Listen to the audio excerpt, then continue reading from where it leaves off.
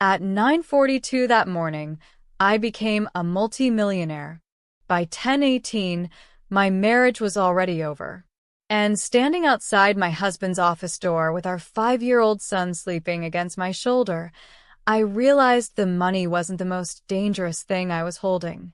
The truth was, the door stood slightly ajar, just enough for sound to escape, just enough for my entire world to collapse into that narrow sliver of space. I should tell you how I got there, but first you need to understand something. This story doesn't end the way you think it does.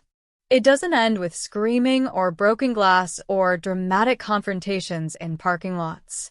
It ends with silence, with calculation, with the kind of cold clarity that only comes when you realize you've been playing a game you didn't even know had started. Before we dive deeper, let us know in the comments where you're watching from. We'd love to hear from you. And don't forget to hit that subscribe button so you never miss any of our upcoming videos. Let me take you back. Before the money, before the betrayal, before everything shattered and reformed into something unrecognizable, there was just life. Ordinary, middle-class American life with all its mundane rhythms and comfortable lies. I was a stay-at-home mom, which is what we called it, even though staying home meant managing a household, raising a child, coordinating schedules, and somehow making myself invisible enough that my husband David could believe he was the only one really working. We lived in a nice suburb outside Philadelphia, the kind of neighborhood where everyone mowed their lawns on Saturday and waved at each other from driveways, where the illusion of perfection was maintained through collective silence about whatever happened behind closed doors. David worked in finance, something complex with investments and portfolios that he explained to me early in our marriage before realizing I didn't need to understand it, I just needed to trust him. And I did. God, I trusted him completely. We'd been married for 7 years when this happened. 7 years of building what I thought was a partnership, a future, a family. Our son Jeremy was the center of my universe, this beautiful, bright-eyed little boy who asked questions about everything and believed his father hung the moon. David was always working late, always on his phone, always just a little bit distant in that way that successful men are supposed to be distant, focused on providing, on building wealth, on securing our future. I told myself his absence was love in a different language. I told myself a lot of things. The separate bank accounts were for taxes, he said. The locked phone was for work security. The business trips that stretched longer than expected were just the demands of his career. I organized my life around his schedule, his needs, his ambitions. I made myself smaller, so he could feel bigger. Isn't that what we're taught to do? Isn't that what partnership looks like in 1,000 subtle ways we don't even notice until it's too late? Looking back now, I can see the cracks. The missed calls I wasn't supposed to ask about. The way he'd angle his phone away when texts came through at dinner. The weekends he'd suddenly need to go into the office. Always on days when I'd mentioned wanting to do something as a family. But I didn't see them then, or maybe I did and chose not to look directly at them, the way you avoid looking at the sun because you know it'll hurt. I was comfortable. I was safe. I had a beautiful home and a healthy child and a husband who provided everything we needed. What right did I have to complain? What right did I have to question? So I didn't. I folded laundry and packed lunches and attended PTA meetings and slowly, imperceptibly, disappeared into the role I'd been given until I couldn't remember who I'd been before I put it on. Then came that Tuesday. It was October, the kind of gray, rainy morning that feels like the world is holding its breath. I remember every detail with the kind of clarity that trauma brings, the way your brain suddenly decides to record everything in high definition when it knows something important is happening. I dropped Jeremy at preschool, gone to the grocery store, navigated the produce section with my reusable bags and my mental list of meals for the week. On my way out, I stopped at the customer service desk. They sold lottery tickets there, and I'd been buying 1 or 2 a week for years, not because I thought I'd win, but because it was a small rebellion, a tiny secret hope that I kept for myself. $2 for a dream. $2 to imagine a different life while standing in line behind someone buying cigarettes and energy drinks. The rain was coming down harder when I got to the car, sheets of water turning the parking lot into a gray blur. I sat there for a moment, groceries in the back, ticket in my purse, just breathing. There's something about being alone in a car during a rainstorm that feels like being inside a secret, like the world has created a small space just for you. I pulled out my phone to check the numbers from the previous night's drawing, something I did sometimes when I remembered, usually finding nothing and forgetting about it until the next week. I pulled up the lottery website. I pulled the ticket from my wallet. I started checking numbers. The first number matched, then the second, then the third. My hands started shaking around the fourth number, this physical reaction my body was having before my brain could catch up to what was happening.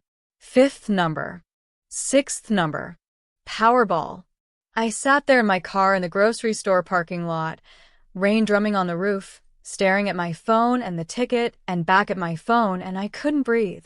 $60 million. The jackpot was $60 million, and I was holding the winning ticket.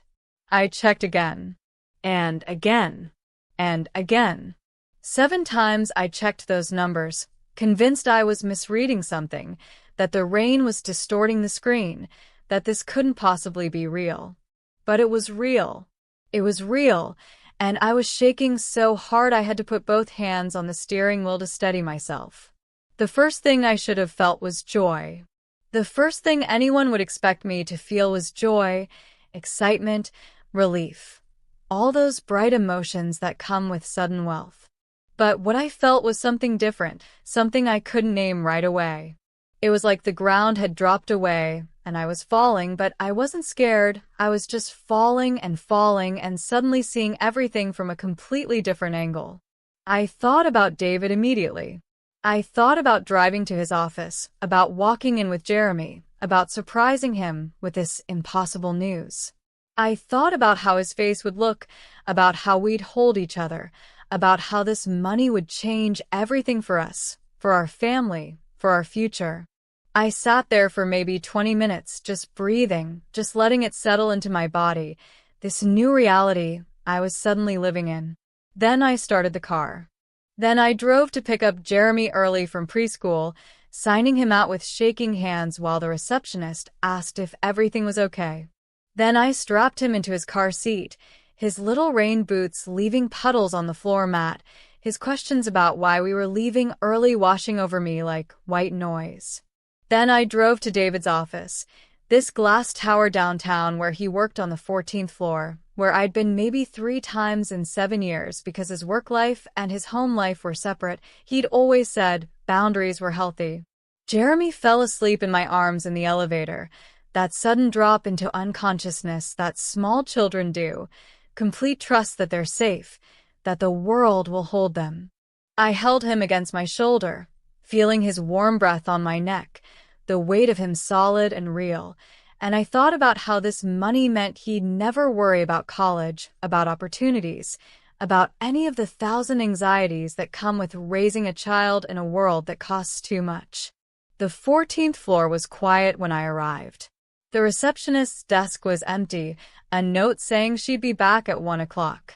It was 10:15.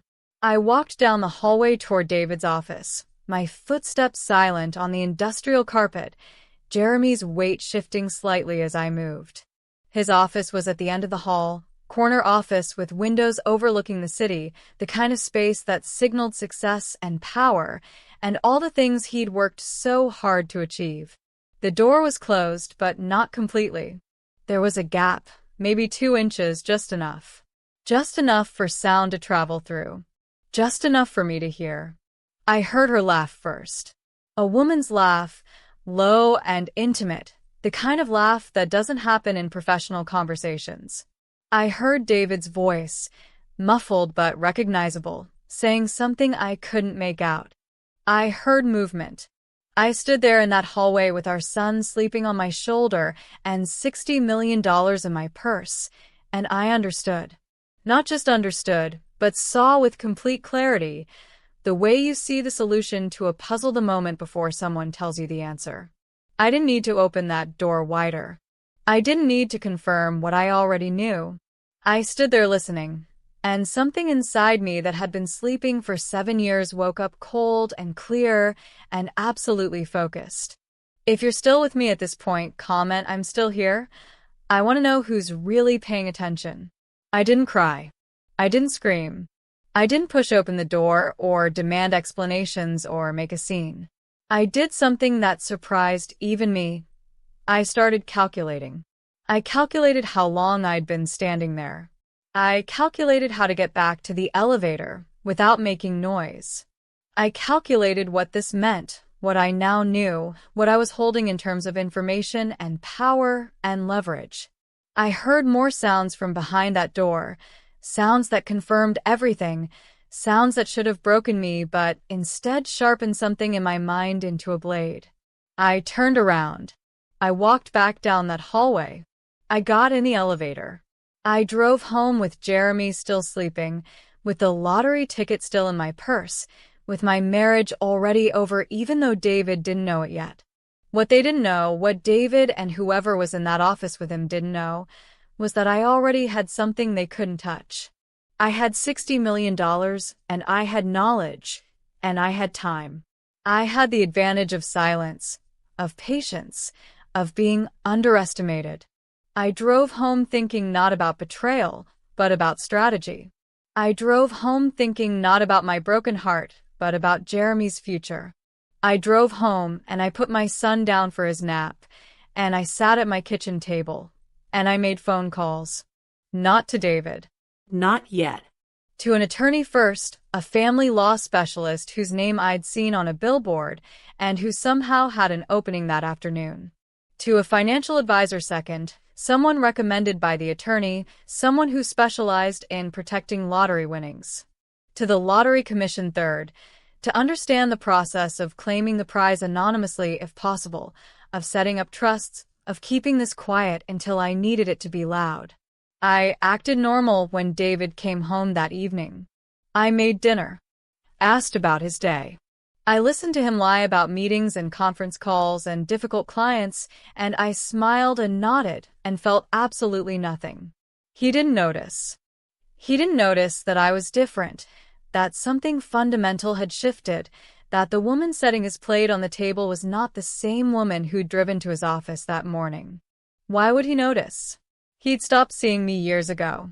I was furniture. I was background. I was the person who made his life function smoothly, so he could focus on the things that really mattered, which apparently included sleeping with someone else in his corner office on a Tuesday morning. The next few days were a masterclass in compartmentalization. I claimed the lottery winnings through a trust, following the financial advisor's guidance, keeping everything private, keeping everything protected. I met with the attorney again, then again, building a case I didn't tell anyone I was building. I started gathering documents, bank statements, credit card bills, anything that might be relevant. I found things. Of course I found things. Once you start looking, once you stop believing the story you're being told and start examining the evidence, you always find things. There were separate accounts I didn't know about. There were business expenses that didn't make sense. There were patterns of deception that went back not months but years, layers and layers of lies built so carefully that I'd been living inside them without ever seeing the walls. I found out about her too, the woman in his office. Sarah. She worked in his department, handled client relations, was 28 and ambitious, and probably believed everything he'd told her about me, about our marriage, about how complicated everything was. I didn't hate her. I probably should have, but I didn't. She was a symptom, not the disease. The disease was the man I'd married, the man who'd built an entire second life while I was folding his laundry and raising his son and believing in a future that didn't exist. But here's what really broke something in me. The affair wasn't even the worst of it. The affair was almost predictable, almost boring in its cliché. What I found in those financial documents was something else entirely. David had been moving money. Our money, money from joint accounts, money that should have been building toward Jeremy's college fund and our retirement and all those future plans we'd made together. He'd been moving it into accounts I didn't have access to, into investments I didn't know about, systematically and carefully over the course of years. He'd been preparing. Preparing for what I didn't know yet, but the pattern was clear. He was setting himself up to leave, to walk away with everything, to make sure that when the marriage ended, and clearly he'd known it would end eventually, he'd be protected and I'd be left with nothing.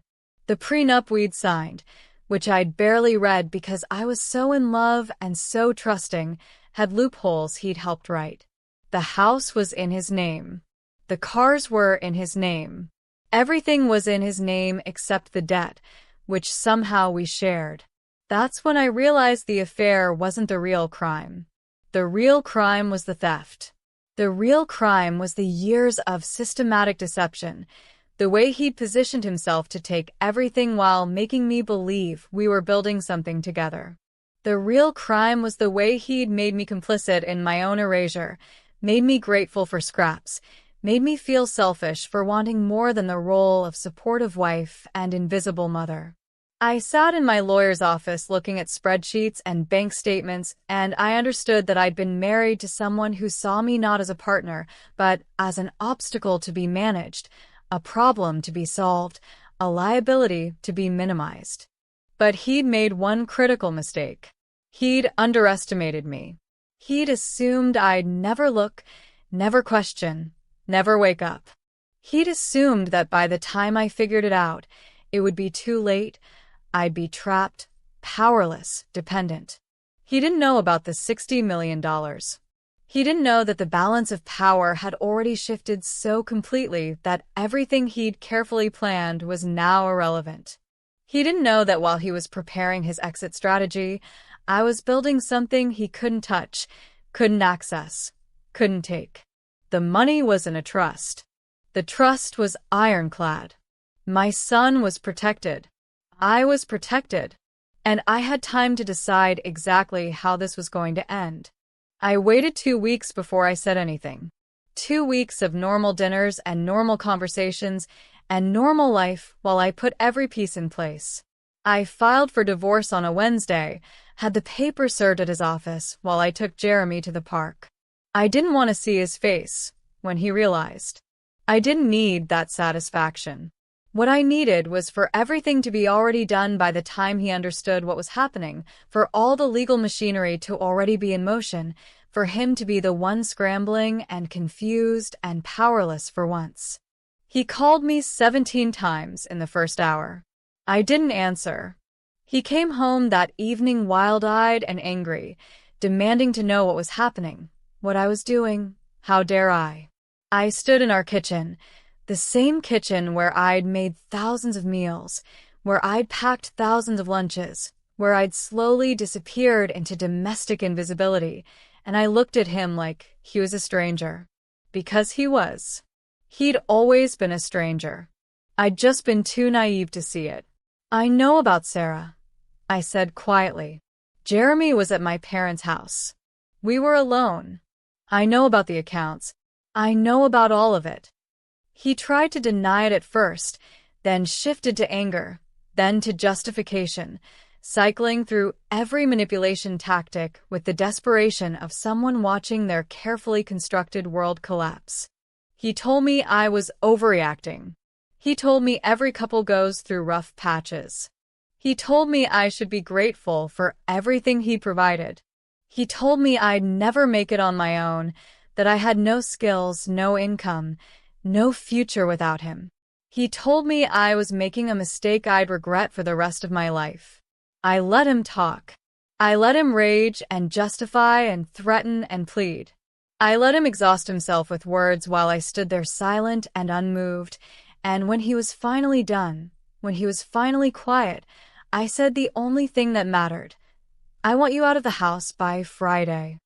You can't afford this house, he said, almost laughing. You can't afford anything. You have no money.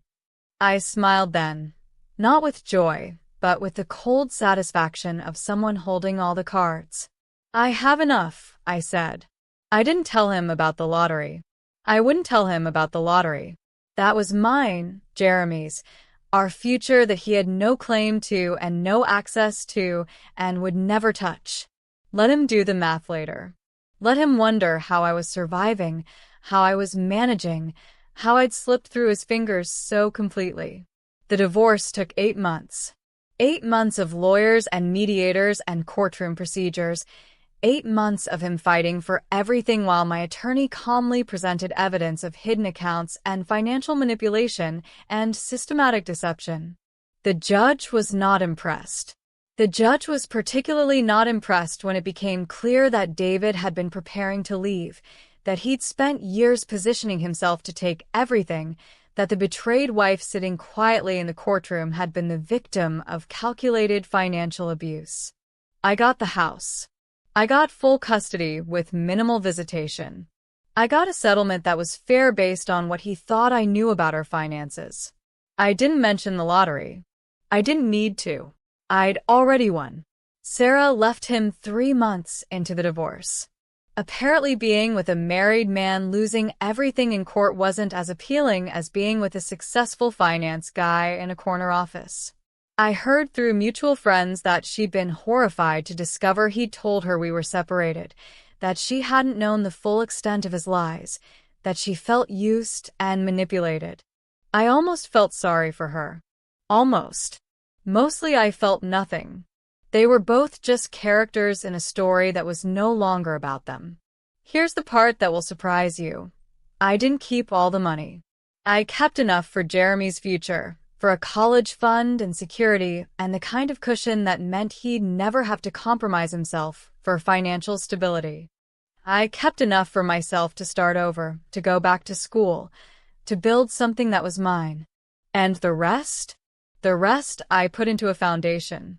A foundation that helped women leaving abusive marriages, women who needed legal fees and temporary housing and job training, and all the resources I'd been lucky enough to have access to because of random chance and a $2 lottery ticket.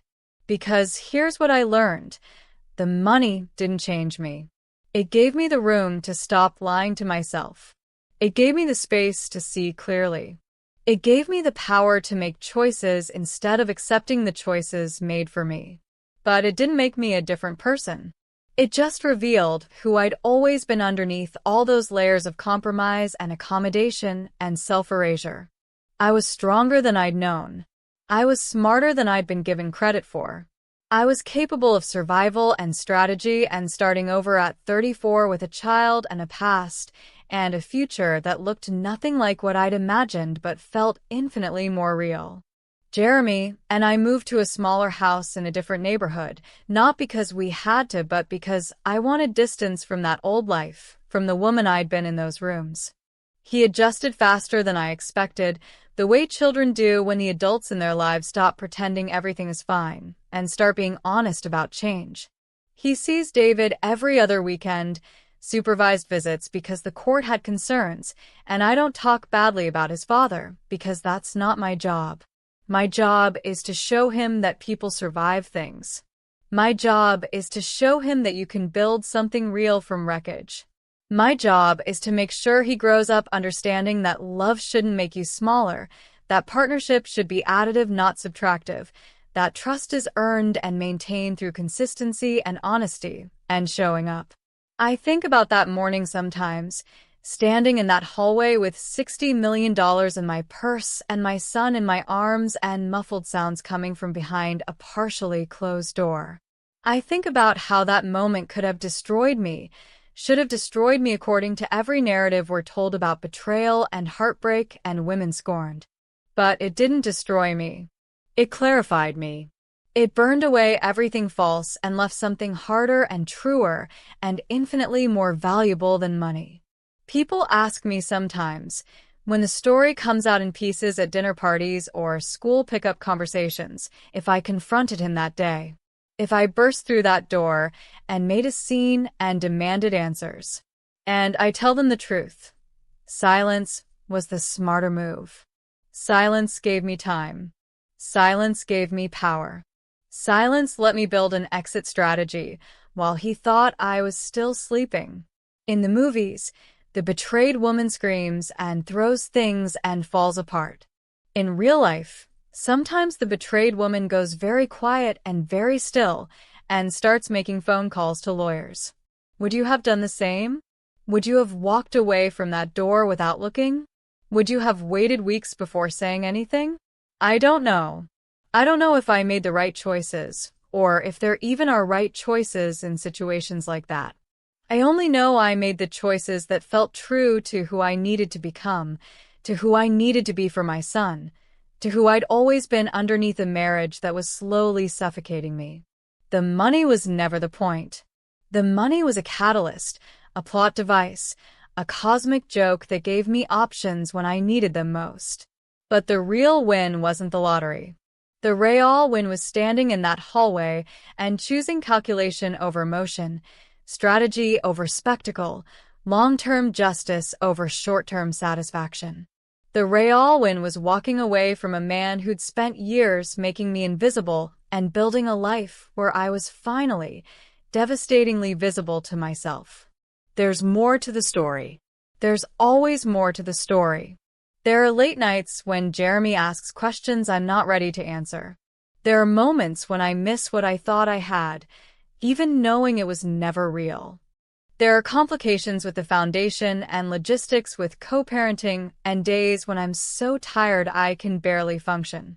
There are threats from David's lawyers and angry voicemails and the ongoing low-grade warfare of people who once promised forever but now can barely stand to be in the same room. But there's also freedom. There's also peace. There's also the strange lightness that comes from living in truth instead of comfortable lies. So tell me, what would you have done in my place? Would you have confronted him? Would you have stayed silent? Would you have used the money as leverage or as an escape? Would you have been kind or ruthless or some combination of both? I want to know because I'm still learning what it means to make impossible choices in real time, still learning how to live in the aftermath of decisions made in hallways outside offices where your life is ending and beginning simultaneously. And if you think this story ends here, you're wrong. If you think this story was shocking, wait until you hear what happened after the divorce. Subscribe for more real stories about money, trust, and the moments that change everything. This story is still being written every day as I figure out who I am now, as Jeremy grows up processing his fractured family, as the foundation helps women escape their own hallways and closed doors. This story is infinite and ongoing and messier than any narrative arc, and that's exactly how life works when you stop believing in fairy tales and start believing in the complicated truth of survival. The door was open just enough for sound to escape. Just enough for my life to change. Just enough for everything false to fall away. And standing there with my son sleeping and my secret safe and my future suddenly, terrifyingly mine, I made a choice that would define everything that came after. I chose silence. I chose strategy. I chose survival. And I'd make the same choice again every single time, knowing everything I know now about the price of truth and the cost of freedom and the strange grace that comes from lottery tickets and closed doors, and the moment you finally stop lying to yourself about who you married and who you are and what you deserve. That's the real story. That's the truth behind the headlines and the shocking premise and the narrative hook. Sometimes the most dramatic choice is the quietest one. Sometimes justice looks like patience. Sometimes winning means walking away with your dignity intact and letting time do the work of revelation. The money was just money. The real wealth was learning I could survive. The real jackpot was discovering I'd been worth more than I knew all along.